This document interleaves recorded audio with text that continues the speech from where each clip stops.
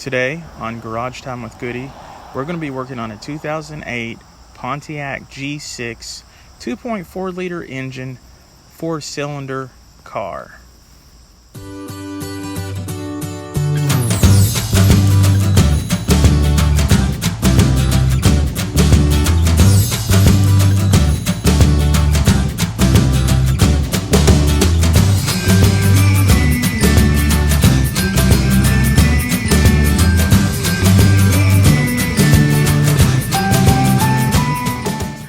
What we're going to do is we're going to change the spark plugs in a 2008 Pontiac G6 4-cylinder, and this is going to help the engine run better, smoother, and even improve gas mileage. It's something that you should always do to maintain your car. You're going to need an extender, a 5/8 spark plug socket, a ratchet, a 10mm socket, and a set of needle nose pliers. Remove the oil cap where the oil goes into the engine and set that to the side. And then this plastic shield here you're going to have to remove. Okay, over here. Alright, now once this tab is pulled back some, you can push down on the middle tab and then see that comes disconnected just like that. And then over here for your filter, you have these arms that can be pushed off. There's one, two, let's see if there's a third one in here somewhere. Doesn't look like there's a third one. And that just pulls kind of up like that.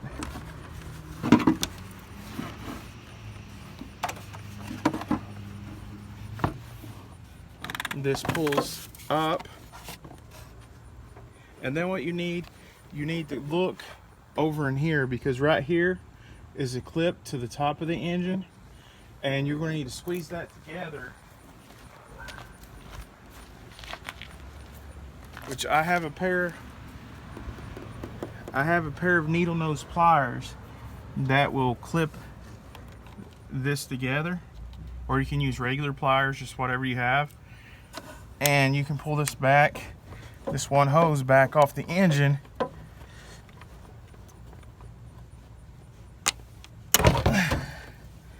And after that's done, guys, this whole shield right here is going to be able to be moved out of the way. Move that out of the way. And then on the top here, you have your ignition coils. And right underneath those ignition coils are your spark plugs. So the first tool you're going to need is this. This is a ratchet with a 10mm socket. Alright, what I'm going to do first, this has those tabs that you need to pull back like this. I don't know if you can see the tabs on top. See these tabs right here? They pull back. I'm going to pull back all of them.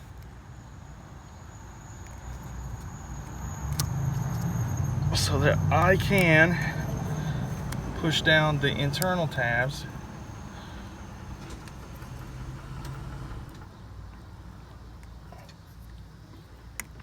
There we go. And then now this middle tab here can be pushed in, and then that pulls back that easy. So I'm gonna unplug all four of these.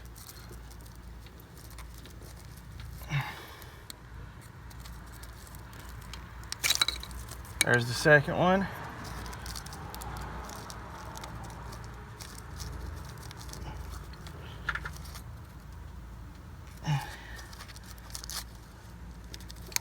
There's the third one.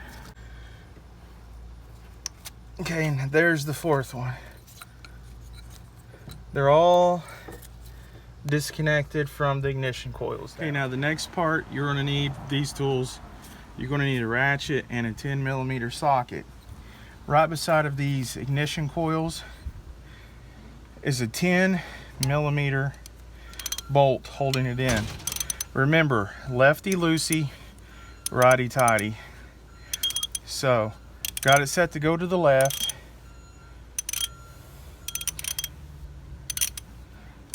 And it's loosening up the ignition coil bolt.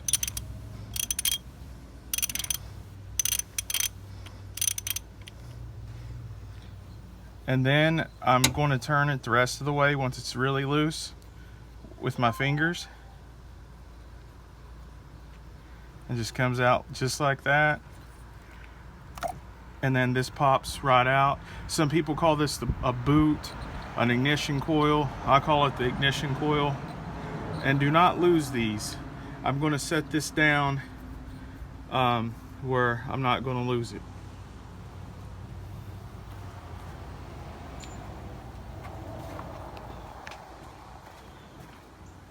And I'm just going to go ahead and do that for all 4 of these.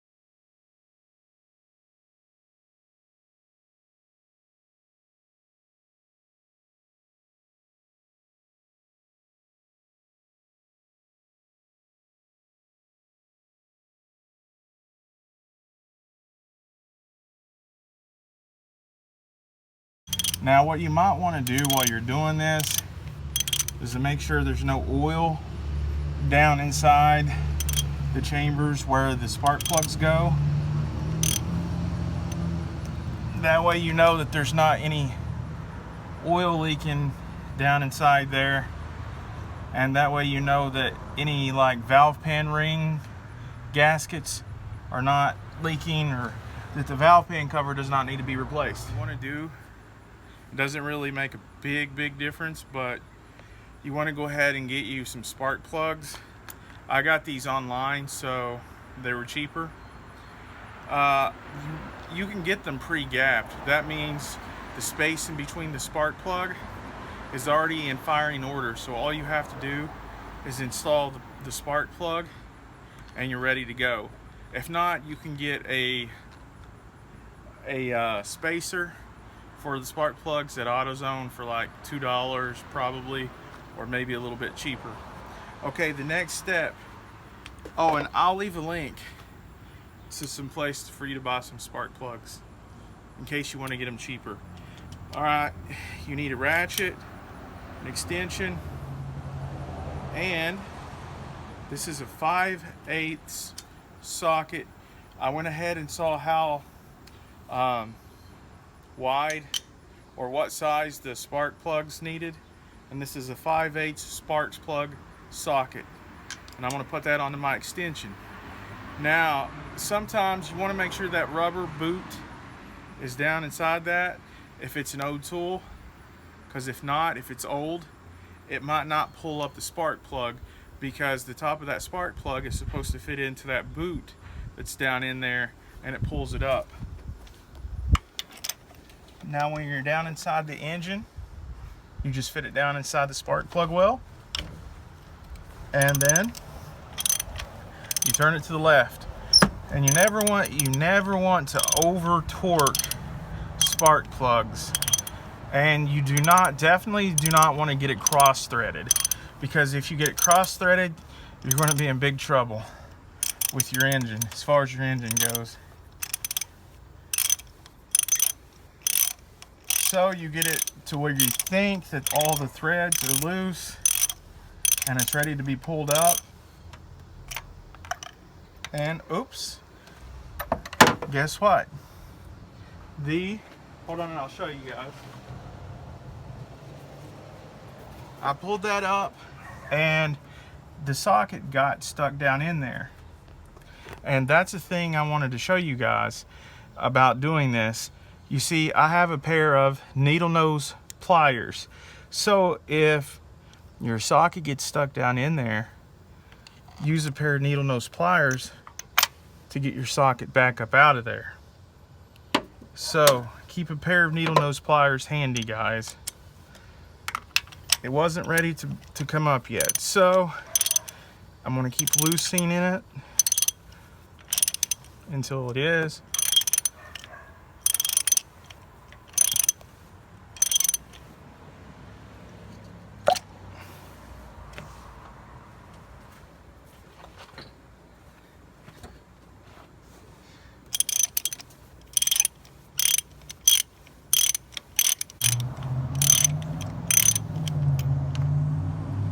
And then it pulls right out just like this. And then you can see you know what kind of shape that the spark plug is in. It's got carbon buildup, and you can pull it right out of the socket.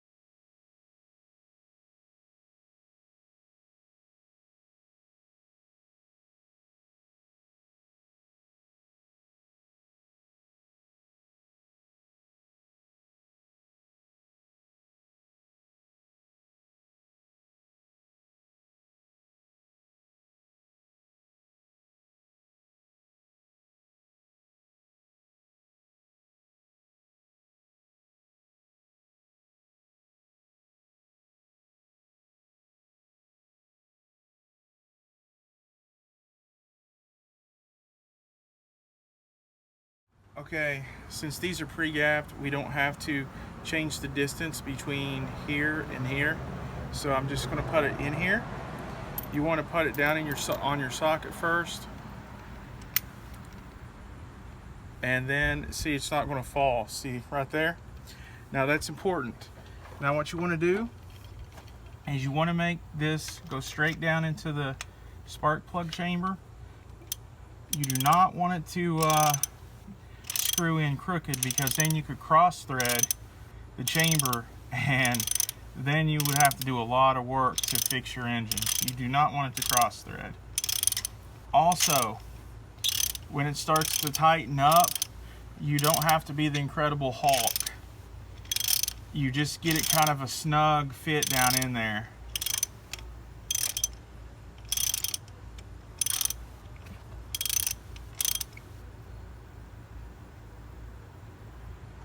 And then you just pull it back out.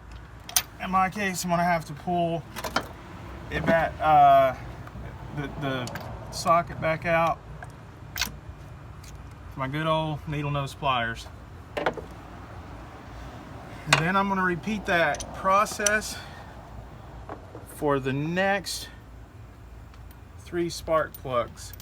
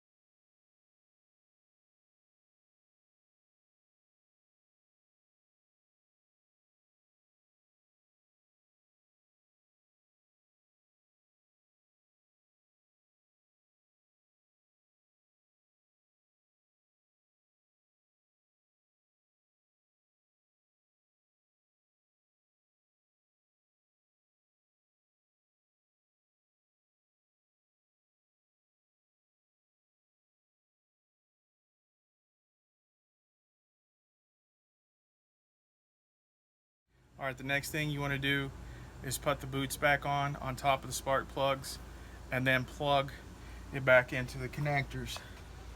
Now you line it up, you kind of push it down until you can feel it snugly attach itself on top of the spark plug. And then you want to take that 10mm socket until it tightens down all the way on the ignition coil here, or the spark plug boot, whatever you want to call it. And again, don't be the Incredible Hulk, just get it kind of a little bit tight and flush, but not too tight. And then you plug it back in till you hear a snap, and then you push the plastic tab forward so that it locks the retainer in.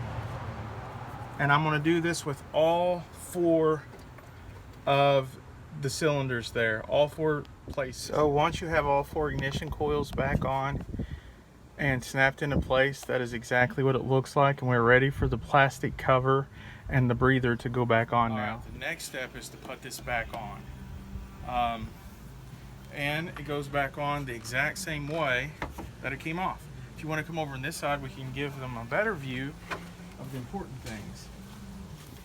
This right here goes over the engine, the intake valve right there. This hose is going to connect to right here, then this goes over the filter. So remember when we did this a while ago, this is going to have to go on first. Okay, a regular pair of pliers is a lot easier to grab a hold of this. I hope you guys can see where I'm grabbing a hold of it, trying to get you some light. It's going to go back over this. You kind of have to push, and then you want to make sure it's snug up against there.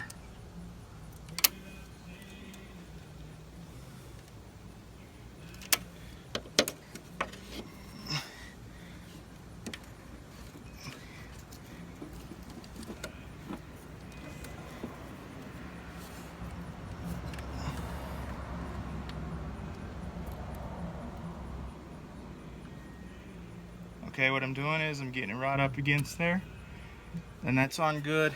Now underneath here, I don't know if you can see that or not, but you want to make sure that's right over the hole.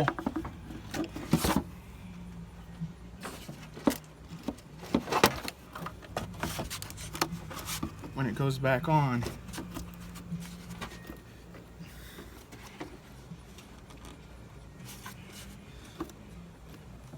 You want to give it a good push. Now over here, what you want to do, you want to make sure that the plug-in for the sensor is up here so that it doesn't get trapped underneath there. You want to put this side in first for the filter, and make sure it goes on flush. Okay, then you take these little arms and you snap them into place so you can hear it snap. Then you want to take this sensor, push it in until you hear a click, and you take that plastic retention bracket and you push it down, and that locks it into place. I'm going to give it one last push to make sure that everything is back in place. And then if you want to get over here, the final touch is to put the oil cap back on, and then it's done. You just want to start the car up. We want to start the car up, listen to it, and make sure everything's in place.